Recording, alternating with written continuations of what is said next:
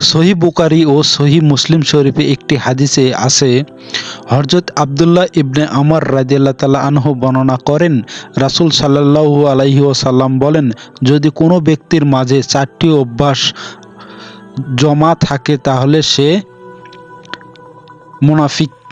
কারো মাঝে এই 4টি অভ্যাসের কোনো একটি পাওয়া গেলে তা ত্যাগ না করা পর্যন্ত তার মাঝে নেফাকের একটি অভ্যাস বিদ্যমান থাকবে। সেই 4টি অভ্যাস এই: যখন তার কাছে কোনো কিছুর আমানত রাখা হয় সে খেয়ানত করে, যখন কথা বলে মিথ্যা কথা বলে, যখন কোনো ওয়াদা করে তা ভঙ্গ করে, যখন কারো সঙ্গে ঝগড়া হয় তখন গালাগালি করে। সহিহ বুখারী, সহিহ মুসলিম শরীফ। আলোচ্য হাদিসে রাসূল সাল্লাল্লাহু আলাইহি ওয়াসাল্লাম 4টি বদ অভ্যাসের কথা উল্লেখ করে এবং এগুলো মুনাফিকের আলামত সাব্যস্ত করেছেন। কোনো মুসলমানের জন্য এই বদ অভ্যাসগুলোর কোনোটি অবলম্বন করা উচিত না।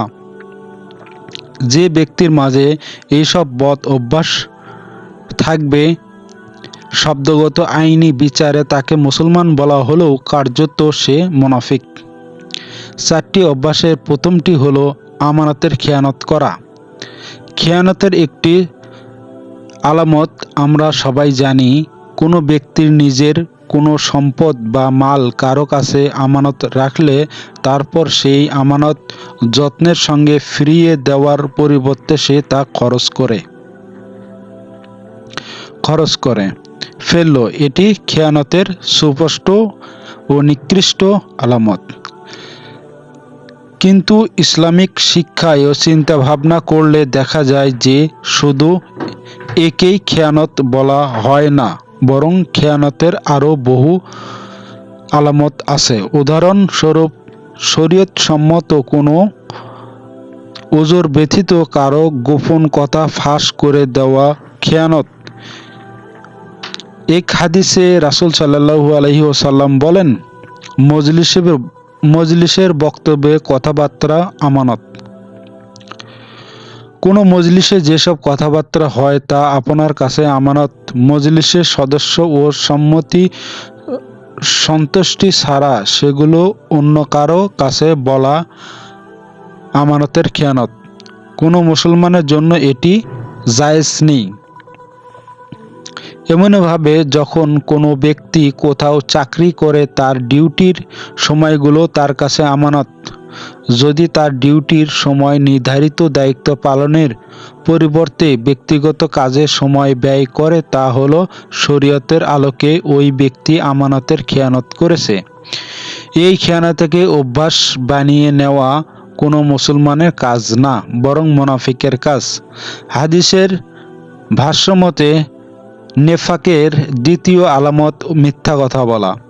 কোরআন ও হাদিসের খুব নিন্দা করা হয়েছে।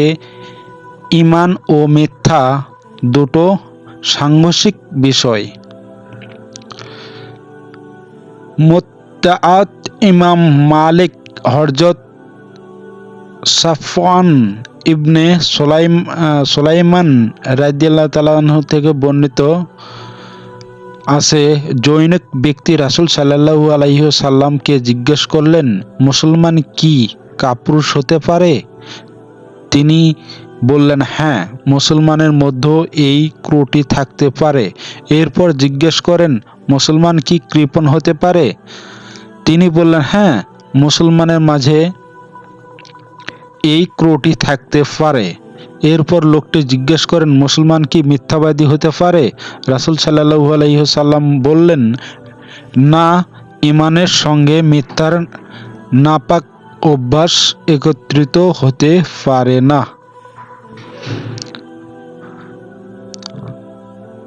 মুত্তাআত মালিক। অনেক সময় মিথ্যার প্রভাব ব্যক্তির মাঝে সীমাবদ্ধ থাকে। অনেক সময় তার মিথ্যা বলার দ্বারা পুরা বংশের, আত্মীয় স্বজনের, দেশের ও ধর্মের ক্ষতি হয়। প্রথম স্রোতে একটি কবিরা গুনাহ হয়, কিন্তু দ্বিতীয় স্রোতে অনেক সময় মিথ্যা কথা বলা হয় কেবল একবার, কিন্তু তা অনেক গুনাহের উৎসে পরিণত হয়। মিথ্যা কথা বলা এত খারাপ যে হাসরের মাঝেই ইসলাম মিথ্যা কথা বলাকে সমর্থন করে না। সুতরাং চিন্তা করুন, সুস্থ অবস্থায় ও সৎ জ্ঞানে মিথ্যা বলা ইসলামের দৃষ্টিতে কতটা ঘৃণিত ও মারাত্মক। নেফাকের তৃতীয় আলামত ওয়াদা ভঙ্গ করা। এটি মুসলমানের একটি বিশেষ বৈশিষ্ট্য। মুসলমান একবার কোনো ওয়াদা করলে তা জীবন দিয়ে রক্ষা করার চেষ্টা করে। এজন্য যে কোনো ধরনের ক্ষতি বরদাস্ত করে। ইসলামের ইতিহাসে এই ধরনের ঘটনা বহু রয়েছে। মুসলমানেরা শুধু অঙ্গীকার করার জন্য বড় বড় কোরবানি দিতেও পিছপা হননি। হযরত মুয়াবিয়া রাদিয়াল্লাহু তাআলা আনহু শুধু অঙ্গীকার ভঙ্গ হওয়ার আশঙ্কায় একবার একটি বিশাল বিজিত এলাকায় রোমানদেরকে ফিরিয়ে দিয়েছিলেন। সুনান তিরমিজি, সুনানে আবু দাউদ, মুনসাদে আহমদ। নেফাকের চতুর্থ আলামত হলো কারো সঙ্গে ঝগড়া বিবাদ হলে গালাগালি করা। জীবনে বহু মানুষের সঙ্গে মতবিরোধ হয়, কখনো তা ঝগড়ার বিবাদ পর্যন্ত গড়ায়। কিন্তু একজন প্রকৃত মুসলমানের কাজ হলো বিবাদ ও বিতর্ককে ভদ্রতা ও চারিত্রিক বৈশিষ্ট্য বজায় রাখা।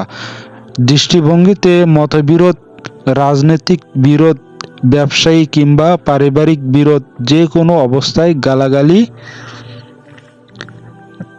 করা, মুখ খারাপ করা ইসলামের চরিত্র হতে পারে না। আল্লাহ তাআলা আমাদের সবাইকে নেফাকের এসব বদ অভ্যাস থেকে বেঁচে থাকার তৌফিক দান করুক। সবাই বলি আমিন।